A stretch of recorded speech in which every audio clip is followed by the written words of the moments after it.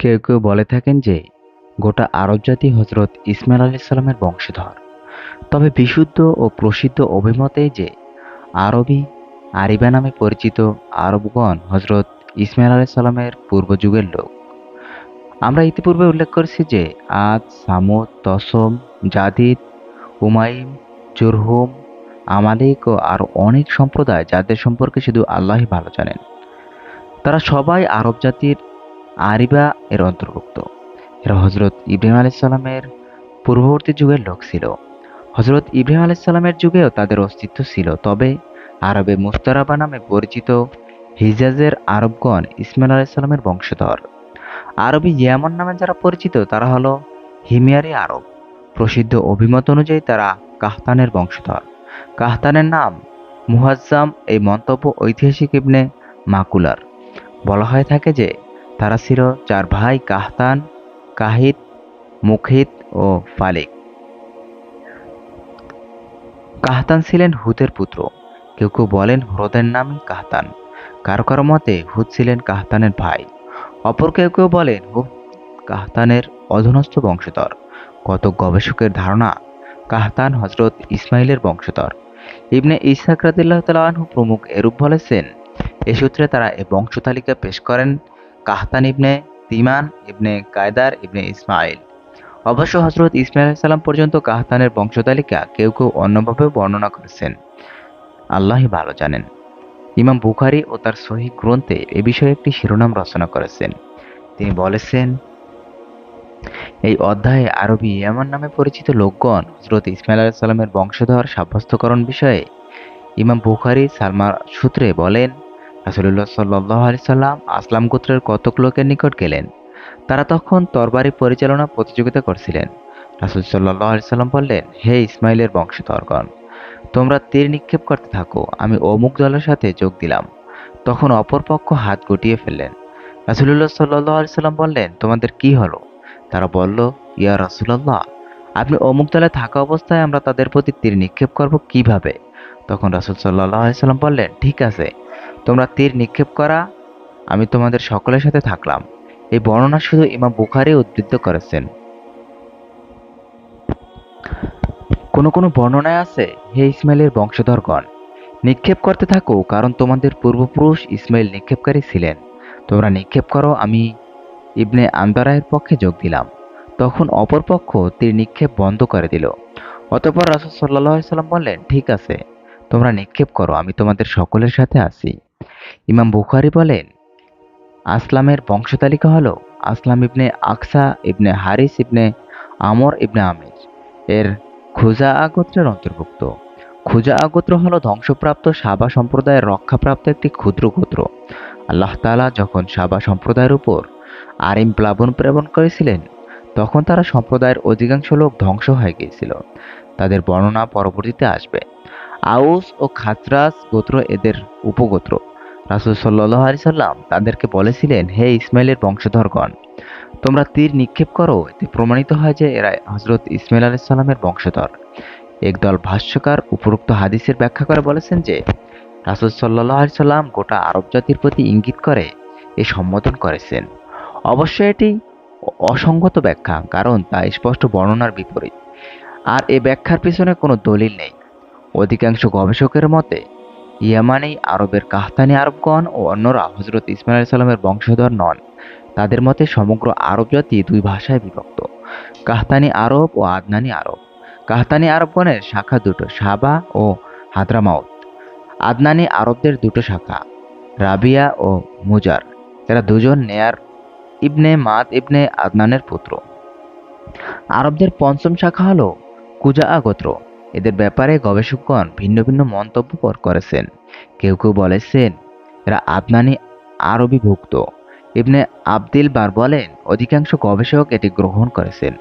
হযরত ইবনে আব্বাস রাদিয়াল্লাহু তাআলা আনহু, ইবনে উমর রাদিয়াল্লাহু তাআলা আনহু, জুবাইর ইবনে মুতিম, জুবাইর ইবনে বাক্কার, মুজাব্বার জুবাইরি ও ইবনে হিশাম প্রমুখ উপরোক্ত অভিমত সমর্থন করেন। একটি বর্ণনায় কুজাআ ইবনে মাদার বলা হয়েছে, এটি সঠিক নয়। ইবনে আবদিল তার প্রমুখ এরূপ বলেছেন। বলা হয় যে জাহেলি যুগে এবং ইসলামী প্রাথমিক যুগে তারা নিজেদেরকে আদনানি বলে দাবি করত। অতঃপর মুয়াবিয়া রাদিয়াল্লাহু তাআলা আনহু এর পুত্র খালিদ ইবনে ইয়াবিদ এর শাসনামলে তারা নিজেদেরকে কাহতানি আরব বলে দাবি করতে শুরু করে। তারা ছিল খালিদের মাতুল গোত্র। তাদের এ বংশ পরিবর্তনের উল্লেখ করে কবি আশা ইবনে সালাবা বলেন, আল্লাহ তাআলা ভালো জানেন।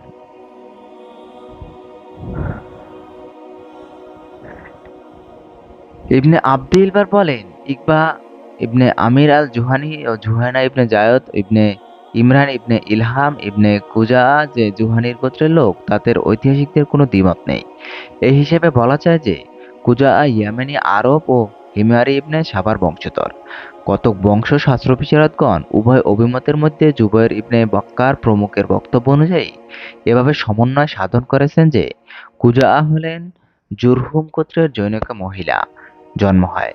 এরপর মাত ইবনে আদনান কুজাকে বিবাহ করেন। তখনও পূর্বলিখিত সন্তানটি ছোট ছিল। মতান্তরে মাত ইবনে আদনানের সাথে কুজা আর বিবাহকালে এই সন্তানটি কুজা তার গর্ভে ছিল। ফলে সে তার সৎপিতার পুত্ররূপে পরিচিত হয়, যেমনটি আরবের অনেক লোকই হয়ে থাকে। কুলজীবী শারদগণ মোহাম্মদ ইবনে সালাম বখরি বলেন, আরব জাতি তিন বংশধারা থেকে উচ্চারিত: আদনানি, কাহতানি ও কুজা। তাকে জিজ্ঞেস করা হলো যে সংখ্যায় কারা বেশি, আদনানি না কাহতানি? তিনি বললেন, কুজাইগণ তাদের সাথে যোগ দেয়, তাদের সংখ্যা বেশি। তারা যদি নিজেদেরকে ইয়ামানি বলে দাবি করে তবে কাহতানি আরবদের সংখ্যা বেশি, আর তারা যদি নিজেদেরকে আদনানি বলে দাবি করে আদনানি আরবদের সংখ্যা বেশি। এতে প্রমাণিত হয় যে বংশ পরিচিতি বর্ণনায় তারা সমালোচনাযোগ্য পথ অনুসরণ করে। ইবনে নুহায় আর পূর্বলিখিত হাদিসটি যদি বিশুদ্ধ হয় তবে প্রমাণিত হবে যে তারা মূলত কাহতানি আরব। আল্লাহ তাআলাই ভালো জানেন। আল্লাহ তাআলা বলেন, হে লোক সকল, আমি তোমাদেরকে সৃষ্টি করেছি এক পুরুষ ও এক নারী হতে। পরে তোমাদেরকে বিভক্ত করেছি বিভিন্ন জাতি ও গোত্রে, যাতে তোমরা একে অপরের সাথে পরিচিত হতে পারো। তোমাদের মধ্যে সে ব্যক্তি অধিক মর্যাদা সম্পন্ন যে অধিকতর মুত্তাকী। সূরা হুজরাত আয়াত নম্বর 13। কুলজি বিশারদগণ বংশের স্তর ও পর্যায়ক্রম সম্পর্কে বলেন যে প্রথমত, তারপর তারপর ঘনিষ্ঠতম বংশগত আত্মীয় এর চাইতে নিকটতর কোনো স্তর নেই। আমরা প্রথমে কাহতানি আরবদের কথা আলোচনা করব, এরপর ইনশাআল্লাহ আলোচনা করব অন্যান্য বিষয়ে। হিজাজি আরব তথা আদনানি আরব তো তাদের জাহেলি যুগের অবস্থান সমূহ, যাতে এটা রাসূল সাল্লাল্লাহু আলাইহি সাল্লামের সিরাতের আলোচনার সাথে সম্পৃক্ত থাকে। ইমাম বুখারী রাদিয়াল্লাহু তাআলা আনহু বলেন, কাহতান এর আলোচনা বিষয়ে পরিচ্ছেদে কাহতান বংশ থেকে একটি লোক বেরিয়ে মানুষকে লাঠি দ্বারা হাঁকিয়ে না নেবে। ইমাম মুসলিম সাওর ইবনে জায়েদ সূত্রে অনুরূপ বর্ণনা করেছেন। সুহাইলি বলেন, কাহতানি প্রথম ব্যক্তি যাকে বলা হয়েছিল, আপনি অভিশাপ দিতে অস্বীকার করেছেন এবং তার উদ্দেশ্যেই সর্বপ্রথম বলা হয়েছে শুভ সকাল। ইমাম আহমদ দি ফজাস এর থেকে বর্ণিত, রাসূল সাল্লাল্লাহু আলাইহি সাল্লাম ইরশাদ করেছেন, এই নেতৃত্ব হিমায়রিদের মধ্যে ছিল। আল্লাহ তাআলা এটি তাদের থেকে ছিনিয়ে কুরাইশদের হাতে অর্পণ করেছেন। অবশ্য অতি সত্বর পুনরায় তাদের মধ্যে ফিরে আসবে। সাবাবাসীদের বর্ণনা। আল্লাহ তাআলা বলেন, সাবাবাসীদের জন্য তাদের বাসভূমিতে ছিল একটি নিদর্শন, দুটো উদ্যান, একটি ডান দিকে অপরটি বাম দিকে। ওদেরকে বলা হয়েছিল, তোমরা তোমাদের প্রতিপালক প্রদত্ত রিজক ভোগ করো এবং তার প্রতি কৃতজ্ঞতা প্রকাশ করো। উত্তম এই স্থান এবং ক্ষমাশীল তোমাদের প্রতিপালক। পরে তারা আদেশ অমান্য করল। ফলে আমি তাদের উপর প্রবাহিত করলাম বাঁধ ভাঙা বন্যা এবং তাদের উদ্যান দুটোকে পরিবর্তন করে দিলাম এমন দুটো উদ্যানে, যাতে উৎপন্ন হয় বিষাদ ফলমূল, ঝাউ গাছ এবং কিছু কুল গাছ। আমি তাদেরকে এই শাস্তি দিয়েছিলাম তাদের কুফরির জন্য। আমি অকৃতজ্ঞ ব্যতীত আর কাউকে এমন শাস্তি দেই না। ওদের এবং যেসব জনপদের প্রতি আমি অনুগ্রহ করেছিলাম সেগুলোর অন্তর্বর্তী স্থানে দৃশ্যমান বহু জনপদ স্থাপন করেছিলাম এবং তাদেরকে বলেছিলাম, তোমরা এসব জনপদে নিরাপদে ভ্রমণ করো দিবস ও রজনীতে। কিন্তু তারা বলল, হে আমাদের প্রতিপালক, আমাদের সফরের মঞ্জিলের ব্যবধান বর্ণিত করুন। এভাবে তারা নিজেদের প্রতি জুলুম করেছিল। ফলে আমি ওদেরকে কাহিনীর বিষয়বস্তুতে পরিণত করলাম এবং ওদেরকে ছিন্নভিন্ন করে দিলাম। এতে প্রত্যেক ধৈর্যশীল কৃতজ্ঞ ব্যক্তির জন্য নিদর্শন রয়েছে। সূরা সাবা আয়াত নম্বর 15। মুহাম্মদ ইবনে ইসহাক সহ কুলজি বিশারদগণ বলেছেন যে সাবার নাম হলো আবদুস শামস ইবনে ইয়াজুস ইবনে ইয়ারুব ইবনে কাহতান।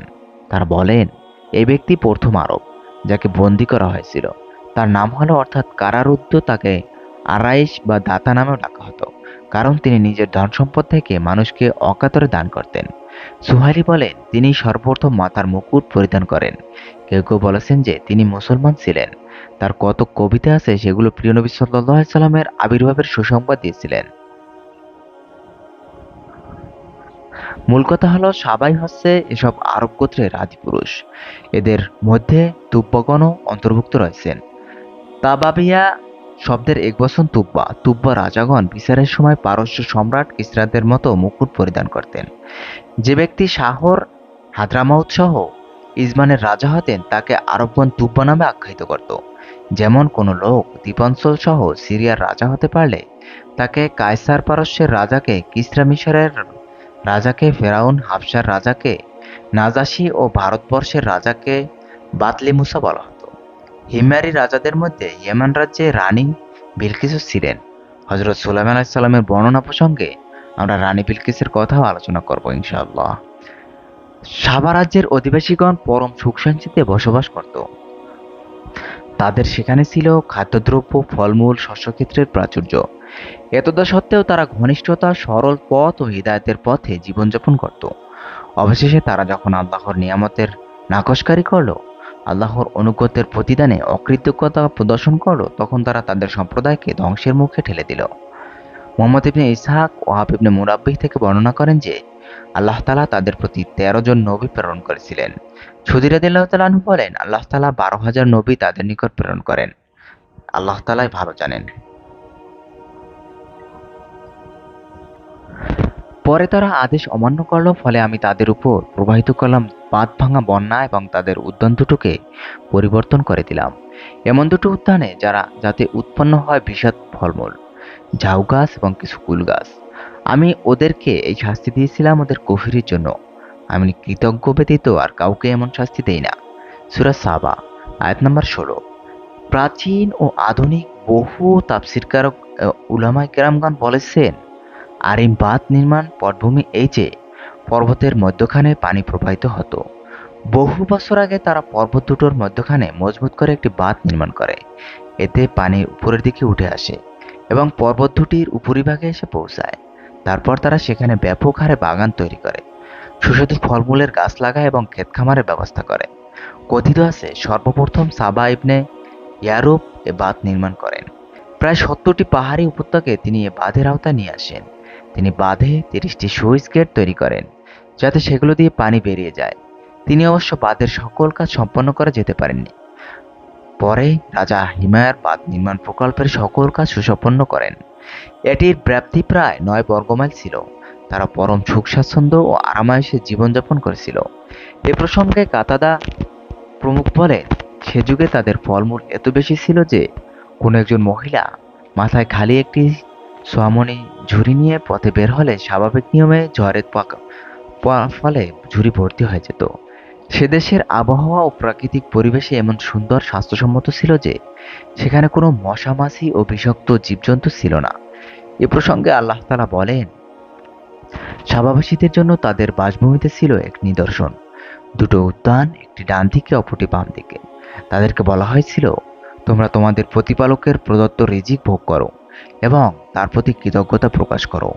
উত্তম এ স্থান ক্ষমাশীল তোমাদের প্রতিপালক।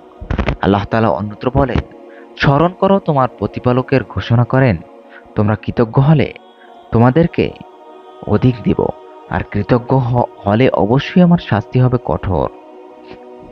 সূরা ইব্রাহিম আয়াত নাম্বার 7। সাবা রাজ্যের অধিবাসীগণ অতঃপর আল্লাহ ব্যতীত অন্যের উপাসনা শুরু করে। আল্লাহর অনুগ্রহ পেয়েও তারা দর্প করে। তাদের জনপদ সমূহের অবস্থান কাছাকাছি হওয়া, বাগবাগিচা, বৃক্ষরাজির কারণে পরিবেশ উন্নত হওয়া এবং যাত্রাপথ নিরাপদ থাকার পর তারা প্রার্থনা জানায় যেন তাদের যাত্রাপথে দূরত্ব সৃষ্টি করে দেওয়া হয় এবং সফরকে কষ্টদায়ক ও কঠিন করে দেওয়া হয়। যেমন বনী ইসরায়েলরা মান্না ও সালোয়ার পরিবর্তে শাকসবজি, কাকড়, গম, ডাল ও পেঁয়াজের জন্য আবদার করেছিল। অতঃপর আল্লাহ তাআলা তাদের শহর নগরগুলোকে ধ্বংস করে তাদেরকে দূর দূরান্তে বিক্ষিপ্তভাবে ছড়িয়ে দিয়ে ওই মহা অনুগ্রহ ও সার্বিক কল্যাণ প্রত্যাহার করে নিলেন। এ প্রসঙ্গে আল্লাহ তাআলা বলেন তারা সত্যযুগ থেকে মুখ ফিরিয়ে নিল। ফলে আমি তাদের প্রতি বাঁধ ভাঙা প্লাবন প্লাবিত করে দিলাম। অনেক তাফসীরকার বলেন, আল্লাহ তাআলা এই বাঁধ ভাঙা দেওয়ার যখন ইচ্ছে করলেন, তখন এটির ভিত্তিমূলে দলে দলে ইঁদুর পাঠিয়ে দিলেন। লোকজন যখন তা জানতে পারলো, তখন তারা ইঁদুর দমনের জন্য বাঁধ এলাকায় বহু সংখ্যক বিড়াল এনে ছেড়ে দিল। কিন্তু তাতে কোনো কাজ হয়নি, কারণ প্রবাদ আছে যে পাতিল গরম হয়ে গেলে তখন সতর্ক হয়ে কোনো লাভ নেই। যখন বাঁচার কোনো পথ থাকে না, ইঁদুরের আক্রমণের বাঁধের ভিত্তিমূল ঝাঁঝরা হয়ে যায় এবং বাঁধ ভেঙে যায়। ফলে সকল নালা বিনষ্ট হয়ে পানি সমতল অঞ্চলের দিকে গড়িয়ে যায়। ফলমূল, বাগবাগিচা, ক্ষেত খামার সব বিধ্বস্ত হয়ে যায়। মনোরম আবাসিক এলাকা পরিণত হয় বিরান জনপদে। এই পরিবর্তে জন্ম নেয় বিষাদ আজেবাজে গাছ গাছালি ও তাদের উদ্যানে দুটোর পরিবর্তে দিলাম এমন দুটো উদ্যান যাতে উৎপন্ন হয় বিষাদ ফলমূল, ঝাউ গাছ। ইবনে আব্বাস রাদিয়াল্লাহু তাআলা আনহু, মুজাহিদ এবং অন্য অনেক ভাষ্যকার বলেছেন যে পিলু গাছ এবং তার ফল শব্দ দ্বারা ঝাউ গাছ বোঝানো হয়েছে। কেউ কেউ বলেন ঝাউ গাছ জাতীয় এমন একটি গাছ বোঝানো হয়েছে যা কাঠ সর্বস্ব, কোনো ফল ধরে না এবং কত কুল বৃক্ষ। কারণ জবলি কুল গাছে ফল কম হয়, তাতে কাটা বেশি, ওই কুলও বেশি স্বাদ নেই। তেমনি প্রবাদ আছে, উটের গোশত নষ্ট হলো উঁচু পাহাড় চূড়ায়, এমন সমতল নয় যে সেখানে সহজে উঠা যাবে, আবার এমন নাদুস নুদুস নয় যে তা পরিচ্ছন্ন থাকবে। এজন্য আল্লাহ তাআলা বলেন, তাদের কুফরার কারণে আমি তাদেরকে শাস্তি দিয়েছিলাম। অকৃতজ্ঞ ব্যক্তি ব্যতীত অন্য কাউকে এমন শাস্তি দেই না। অর্থাৎ আমি এমন কঠিন শাস্তি শুধু তাদেরকেই দেই যারা আমার প্রতি কুফরি করে, আমার রাসূলদেরকে প্রত্যাখ্যান করে, তাদের নির্দেশের বিরোধিতা করে এবং আমার নিষেধাজ্ঞাগুলো অমান্য করে। আল্লাহ তাআলা পরিণত করলেন এবং তাদেরকে ছিন্নভিন্ন করে দিলাম। বস্তুত তাদের ধন সম্পদ যখন ধ্বংস হয়ে গেল এবং শহর নগর বিরান হয়ে পড়ল, তখন এলাকা পরিত্যাগ করে অন্যত্র চলে যেতে তারা বাধ্য হলো। তারা তখন ছত্রভঙ্গ ও বিভিন্ন বিক্ষিপ্ত হয়ে বিভিন্ন উঁচু ও নিচু অঞ্চলে ছড়িয়ে পড়ে। তাদের একদল চলে আসে হিজাজ তথা আরব এলাকায়। কুজা গোত্র মক্কার উপকণ্ঠে এসে বসতি স্থাপন করে। তাদের বিবরণ পরে আসবে। তাদের কতক মদিনা মুনাওয়ারায় এসে বসবাস করতে থাকে। এরা মদিনার আদি বাসিন্দা। এরপর বানু কুরাইজা ও বনু নসির, এই তিন ইহুদি গোত্র মদিনায় এসে তারাও আওস ও খাজরাজ গোত্রের সাথে মৈত্রী চুক্তি সম্পাদন করে এবং সেখানে বসবাস করতে থাকে। তাদের বিশদ বর্ণনা আমরা পরে উল্লেখ করব। সাবার অধিবাসীদের একদল সিরিয়ায় অবতরণ করে। তারাই পরবর্তীকালে খ্রিস্ট ধর্ম গ্রহণ করে।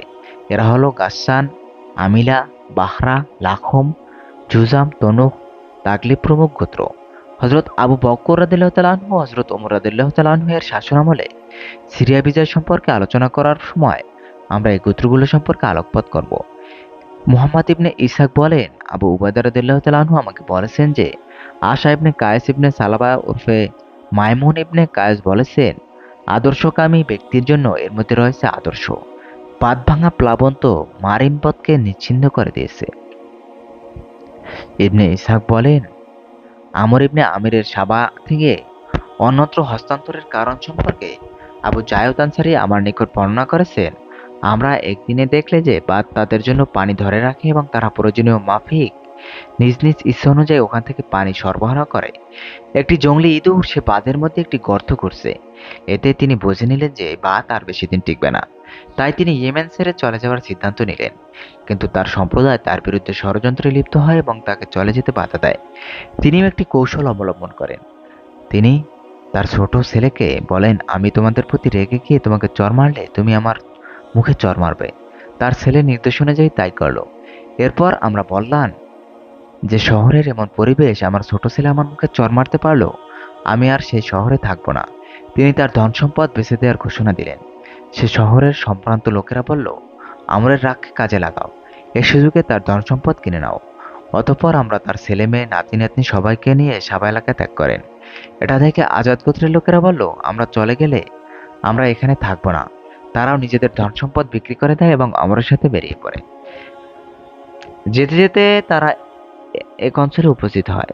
সে দেশ অতিক্রম করে যেতে চাইলে গোত্রীয়রা তাদের বাধা দেয় এবং যুদ্ধ শুরু করে। যুদ্ধের ফলাফল কখন পক্ষে আবার কখন বিপক্ষে যায়। এ প্রসঙ্গে আব্বাস ইবনে মিরদাস বলেন, আক ইবনে আদনান গোত্র খেলা খেলেছে গাসসানী সম্প্রদায়ের বিরুদ্ধে। শেষে তাদেরকে সদল বলে বিতাড়িত করেছে। বর্ণনাকারী বলেন, অতঃপর তারা আক- আরেক এলাকায় অতিক্রম করে বিভিন্ন জনপদে ছড়িয়ে পড়ে। জাফরা ইবনে আজর ইবনে আমিরের পরিবার বসবাস করতে থাকে সিরিয়ায়। আউস ও খাজরাজ গোত্র অবতরণ করেন ইয়াসিরে, মদিনা শরীফে। খুজা গোত্র থেকে মুর অঞ্চলে আজর গোত্রের লোকজন ভিন্ন ভিন্ন উপগোত্রে বিভক্ত হয়। তাদের কেউ কেউ সারাতে, কেউ কেউ ওমানে বসতি স্থাপন করে। অতঃপর আল্লাহ তাআলা মারিব সর্বনাশ প্লাবন করলেন। প্লাবনের তোরে ভেঙে চুরে ধ্বংস হয় মারিব বাঁধ। এ প্রসঙ্গে আল্লাহ তাআলা অনেকগুলো আয়াত নাজিল করেন। বাঁধ ভাঙা প্লাবনে আক্রান্ত হওয়ার পর সাবার সকল গোত্র ইয়েমেনি ছেড়ে চলে যায়নি। তাদের অধিকাংশই সেখানে বসবাস করেছে। এলাকায় অবস্থানকারী মারিবাসীগণ বিভিন্ন স্থানে ছড়িয়ে ছিটিয়ে চলে গিয়েছিল। ইতিপূর্বে বর্ণিত হযরত ইবনে আব্বাস রাদিয়াল্লাহু তাআলা আনহুর হাদিসের মর্ম এই যে, সাবার সকল গোত্র ইয়েমেন ছেড়ে চলে যায়নি এবং তাদের 4টি গোত্র অন্যত্র চলে যায়নি, ইয়েমেনে থেকেই যায় এবং 6টি গোত্র তারা হলো মুজহিস, ফিন্দা, আনমার, আবু খাসআম, আশআরি, বুজাইলা ও হিমারি গোত্র। সাবা সম্প্রদায়ের এই 6 গোত্র ইয়েমেনে বসবাস করতে থাকে। বংশানুক্রমে তাদের মধ্যে রাজত্ব তুব্যপদ চলে আসছিল। অতঃপর এ সময় ইথিওপিয়ার রাজা তার সেনাপতিত্বদ্বয় আব্রাহা ও আরিয়াদ এর নেতৃত্বে অভিযান প্রেরণ করে। ওদের হাত থেকে বছর রাজত্ব ইথিওপীয়দের হাতে থাকে। অবশেষে সাইফা ইবনে ইয়ামেনের হিময়ারি ওদের হাত থেকে রাজত্ব পুনরুদ্ধার করে। এই পুনরুদ্ধার সম্পন্ন হয় প্রিয় নবী সাল্লাল্লাহু আলাইহি সাল্লামের আবির্ভাবের অল্প কিছুদিন পূর্বে। এর বিস্তারিত বিবরণ ইনশাআল্লাহ পরবর্তী ভিডিও উল্লেখ করব। পরবর্তীতে নবী করিম সাল্লাল্লাহু আলাইহি সাল্লাম ইয়েমেনের অধিবাসীর নিকট হযরত আলী রাদিয়াল্লাহু তাআলা আনহু এবং হযরত খালিদ ইবনে ওয়ালিদ রাদিয়াল্লাহু তাআলা আনহুকে প্রেরণ করেন। তারও পরে তিনি আবু মুসা আশআরী ও মুয়াজ ইবনে জাবাল রাদিয়াল্লাহু তাআলা আনহুকে সেখানে প্রেরণ করেন। তারা লোকজনকে আল্লাহর প্রতি দাওয়াত দিতে এবং তাওহীদে ঈমান ও ইসলামের যুক্তি প্রমাণ সহ তাদের নিকট স্পষ্টভাবে তুলে ধরেন। একসময় ভণ্ড নবী আসওয়াদ আনাসি ইয়েমেনে প্রভাব সৃষ্টি ও প্রাধান্য বিস্তার করে, যে রাসূল সাল্লাল্লাহু আলাইহি সাল্লামের প্রতিনিধিকে সেখান থেকে বের করে দেয়। আসওয়াদ আনসি নিহত হওয়ার পর হযরত আবু বকর সিদ্দিক এর খেলাফতকালে সেটি পুনরায় মুসলমানদের কবজায় এসে যায় এবং ইসলামের বিজয় নিশান উঠতে থাকে। রাসূল সাল্লাল্লাহু আলাইহি সাল্লামের সিরাত ও ইতিহাস বর্ণনায় আমরা ইয়েমেনে ইসলামী বিজয়ের বিবরণ উল্লেখ করব ইনশাআল্লাহ।